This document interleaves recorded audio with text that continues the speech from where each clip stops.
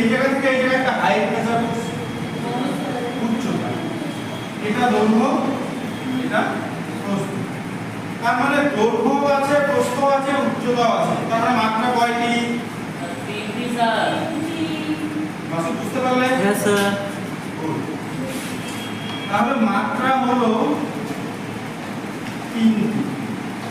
তার মানে এটাকে কি বলতে পারি আমরা? ত্রিমাত্রিক বস্তু। হ্যাঁ স্যার। বলা যায়।